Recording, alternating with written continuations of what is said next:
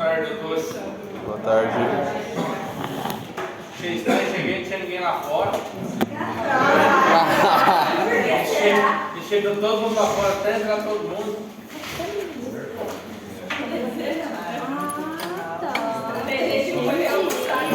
Vou direto aqui dentro. Podia, né? Isso aí.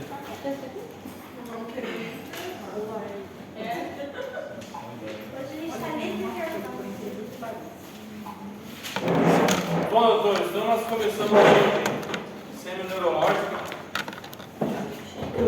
Semi-neurológico bem extenso. A gente vai fazendo porcionado. Não adianta nada a gente chegar aqui e falar 3 horas direto e amanhã vocês não lembrar mais nem a cor do slide. Isso é verdade. Tá? A gente vai, semi-neurológico vai porcionado até chegar em pares cranianos. Pares cranianos é uma aula separada. Ela está mais resumida, ela está mais enxuta. A didática dela está mais enxugada para ficar mais fácil. Beleza? Bom, então, passando aqui, né? Para que serve minha história clínica e meu exame neurológico? Eu abordo meu paciente dentro desse aparelho avaliador e a propedêutica neurológica para eu buscar aí lesões a nível neural do meu paciente, tá? Então, se o meu paciente apresenta algum tipo de lesão no sistema nervoso central, beleza? E ali em frente a esse conjunto, se há uma lesão, eu colocar meu paciente dentro de alguma síndrome ali que ele vai se encaixar, tá? Também serve para eu descobrir, para eu conseguir catalogar qual a altura dessa lesão, né? A altura a nível do sistema nervoso central mesmo. Que aí já vai ser o diagnóstico topográfico, tá?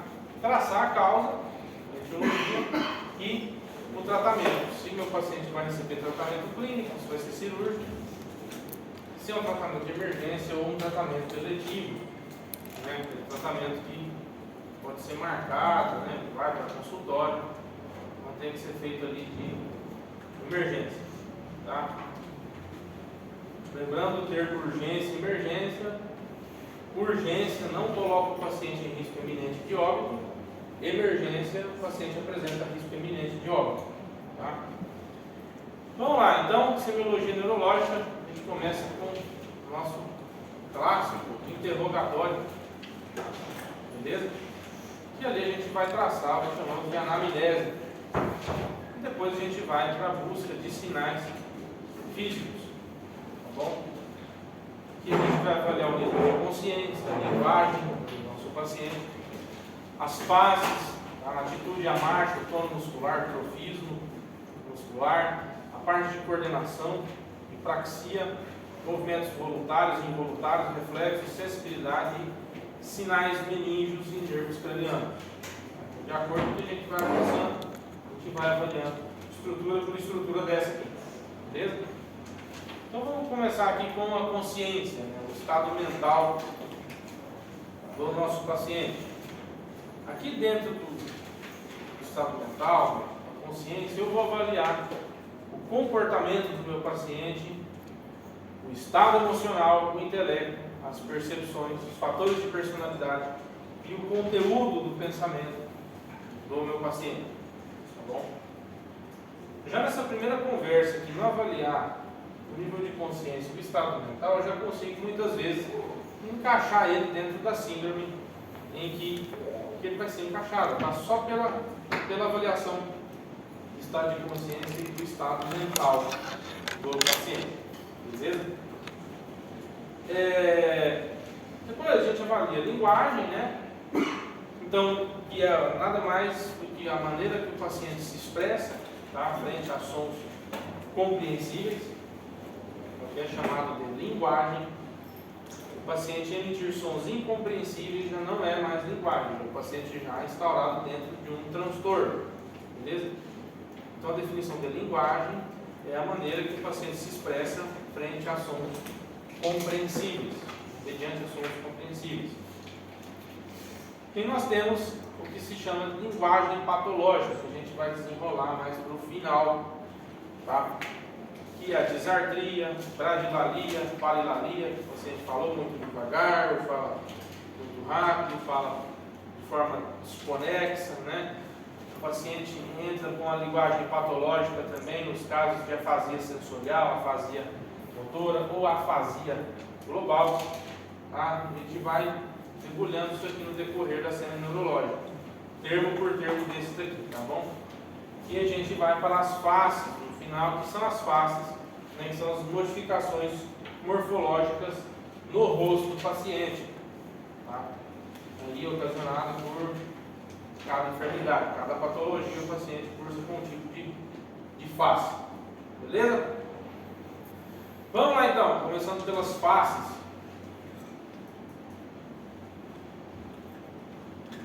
Primeira coisa que a gente vai falar aqui é a assimetria facial, ou face assimétrica. Uma face assimétrica é uma face que não corresponde uma hemicara com a outra, beleza? Então o paciente de um lado ele tem o borramento do surco nasolabial, beleza? Que é essa covinha aqui. Ele tem desvio da comissura labial, da rima labial, conhecido no Brasil, e o apagamento dos surcos frontais. A testa fica muito lisa, beleza? E lagoftalmos e falta de lacrimejo. O paciente tem uma ptose palpebral, o paciente tem a ausência, né, de movimentos palpebrais, o paciente parpadeia, o paciente não pisca, né? Ou o paciente fica com aquele lacrimejo, né, de forma direta, tá bom? Então a face assimétrica, ela se enquadra aqui num leque de patologias muito grande, tá? Você tem queimadura, por exemplo? Não, estou falando Essa não é. de doença. A assimetria por queimadura, você vai ver aquela puta cicatriz. Que está queimado, a cara queimada. Tá? A paralisia de Bell também você Paralisia de Bell, depende. Me deu isso aí há um mês atrás. Hã? Deu um perereco com você esses tempos atrás, né? Eu dei um vídeo depois se eu quiser ver. Falando, aula por aula, que vai descobrindo ali. Manda no grupo. Nem pensar. Muita humilhação. Não, é pra. Que é? Estudos. Pra fins educativos. Vamos lá. Então, continuando aqui, temos a paralisia facial, tá? A paralisia facial, o paciente já adquire ali um transtorno, muitas vezes ali algo que pega ali nervo facial, tá? E o paciente tem ali geralmente uma paralisia da hemicara, vai depender do nível da altura da lesão, e para te dar a evolução da sintomatologia. Como assim? Geralmente uma lesão, quanto mais perto do córtex, né? Quanto mais a raiz do nervo, mais ele perde sensibilidade, não só tônus e força da musculatura da cara, tá bom? Outro tipo de face que nós temos é a face da hemorragia cerebral, que é uma cara de caráter assimétrico, tá? Uma hemicara não corresponde com a outra, e o paciente tem, né, uma elevação da maçã. Ele fica com a cara a boca um pouco aberta, tá forçando uma contratura da hemicara, beleza? Tem emborramento do surco nasogeminiano, tem cialorreia, tá? O paciente fica babando, beleza? E essa cialorreia, ela tende a afetar o lado, acometer o lado afetado da paralisia, beleza? Eu falo, vai depender da altura da lesão no nervo. Tranquilo? Outro tipo de face, face parkinsoniana. Face parkinsoniana é uma face clássica, que é uma face carente de expressão, uma face inexpressiva, carente de mímica. É o paciente que tem aquele olhar fixo, né? Aquele olhar que não se desvia muito, carente de parpadeio, o paciente pisca pouco, beleza? Tem aquela pele de caráter lustrosa, uma pele brilhosa, parece que está esticada, tá? E boca entreaberta. Vai depender da patologia. Às vezes o paciente tem essa face parkinsoniana, mas não tem Parkinson. Tá? O paciente da face parkinsoniana que encontra-se em quadro patológico, pode ser que ele apresente cialorreia bilateral. Tranquilo? Outro tipo de cara, né? Na face pseudobulbar. A face pseudobulbar, gente, hoje está aqui para identificar um pouco das faces, tá? Tem aí 20, 30 tipos de face. Estou colocando as que mais aparecem e os tipos de face. Não vamos entrar nas doenças ainda dessas. Estou dando exemplo das doenças, tá? Então vamos lá, face pseudobulbar. É uma face também inexpressiva, só que o paciente tem um aspecto que ou ele está em crise de riso ou está em crise de choro. Beleza? Tá? Parece que está triste o camarada aqui. Tranquilo? E o livro fala ainda que aspecto de choro espasmódico, né? Aquela contratura das musculaturas da face. Tá bom? Outro tipo de face que nós temos é a face miastênica. A face miastênica, ela tem queda de pálpebra, né? Ela tem quitose palpebral, geralmente de caráter bilateral. Na maioria das vezes ela é bilateral, a face miastênica, tá? Falando na maioria das vezes, sim, 70%. E o paciente tem imobilidade dos olhos. O paciente tem algum tipo de lesão ou algum tipo de afetação onde paralisa a musculatura do olho, tá? Os oculomotores ali da vida. E esse paciente apresenta um quadro de diplopia.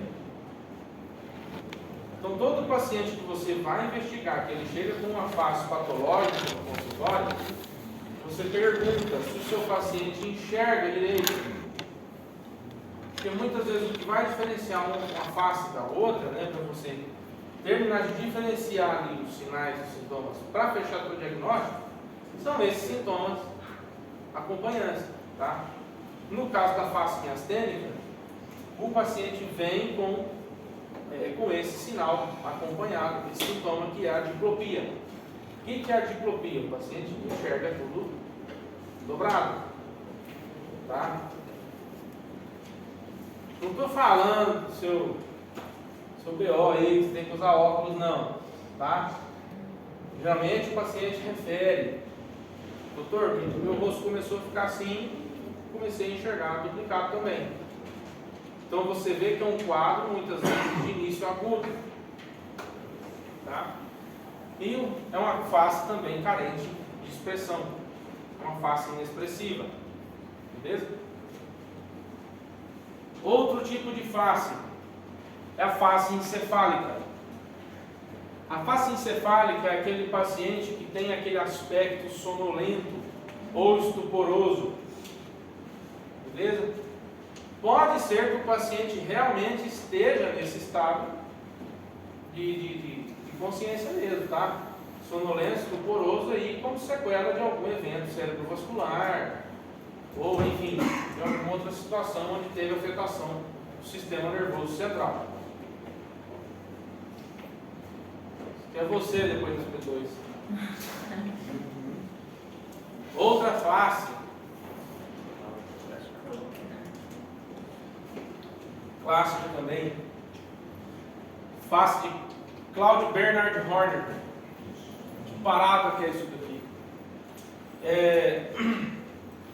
Geralmente são pacientes que sofrem algum tipo de paralisia cerebral, não a nível global, tá? Então é um paciente que tem a diminuição da fenda palpebral, ele não tem uma ptose palpebral, beleza? Ele tem anoftalmia, miose, beleza? e quimose conjuntival. O paciente ele perde essa capacidade de piscar, tá? Eu vi um paciente com esse tipo de face, um cara que tomou uma facada no pescoço, tá? Ele tomou uma facada pegou bem, quase aqui raspando o mastoide aqui, e o bico da faca deu uma cutucada, né, no nervo. Então o paciente teve essa lesão neural, né? E aí ficou com essa face, tá? O caso dele foi um episódio pós-trauma. E esse paciente aqui, ele tem que ficar usando polímero lubrificante, tá? Óculos escuro, ou porque o paciente perde aquela capacidade de fotorreatividade pupilar. Então, eu conheço um colega aí que ele fica com a face igualzinha assim da direita, tá ligado? Ele vai pro bar todo final de semana, toma umas 2, 3, na décima ele fica com o olho igualzinho ali, ó. O Walter chega assim. Eu ia falar um negócio aqui. Fica igualzinho.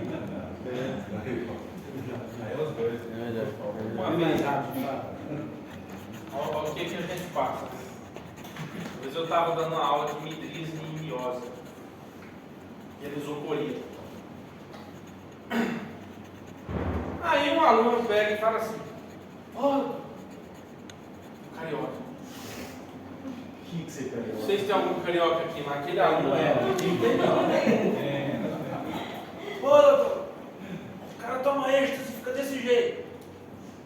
Aí, acabou a aula e tal, o cara chegou pra mim e falou assim: doutor, ó, Zé, o senhor quer que eu tome uma bala amanhã antes de vir pra aula? Você me vê. Você vê como é que fica?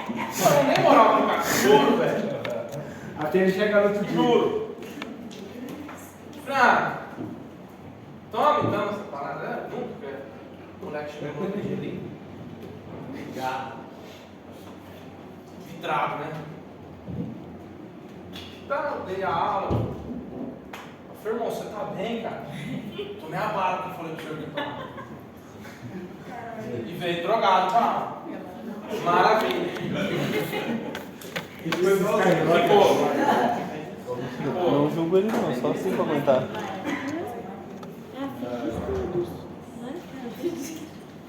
Eu vi uma vida tava meio. Então assim, eu já vi quase de tudo dentro de uma sala de aula. E vamos para as atitudes agora.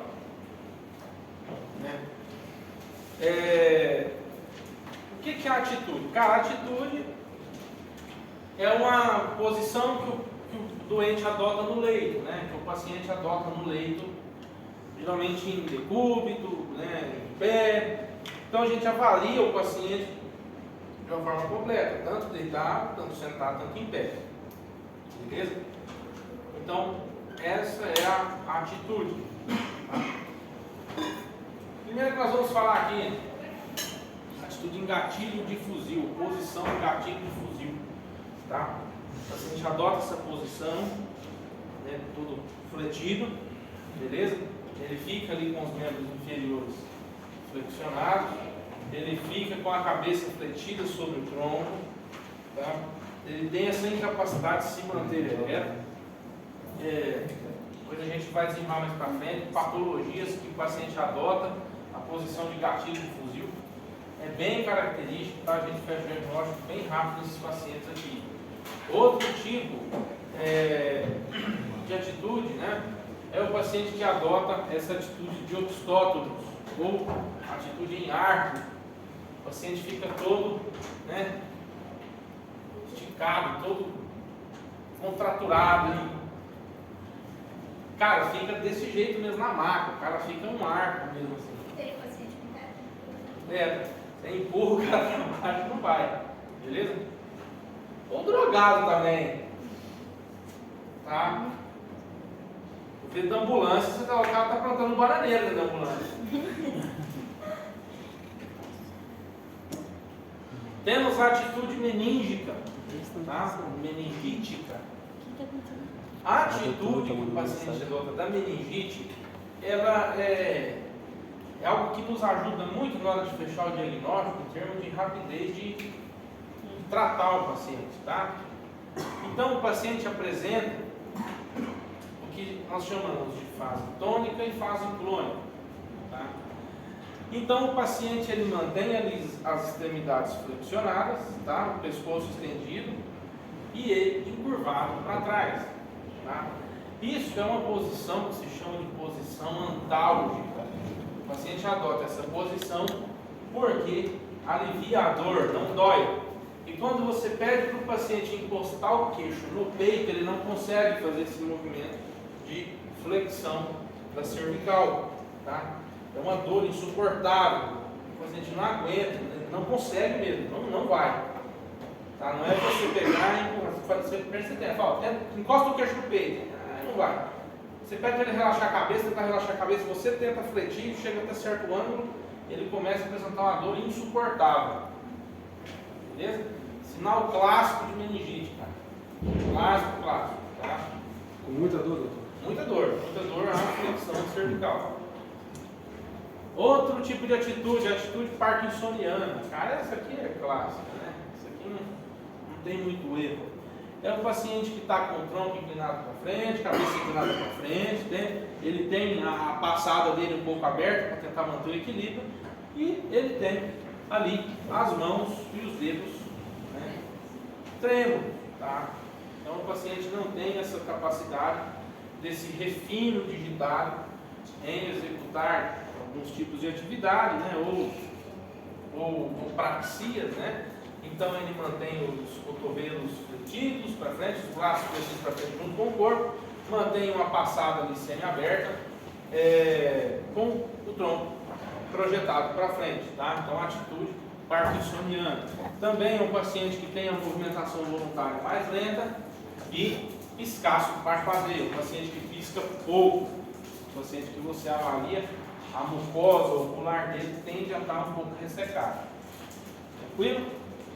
Outro tipo de atitude, né? Atitude da hemiplegia capsular. Olha lá, ele vai pifar não. Eu acho que se bota no 16 ele congela e não gela. Ele congela os dutos dele e não respira. Deixar no 18. A atitude da hemiplegia capsular, né? Ou a atitude da hemorragia cerebral.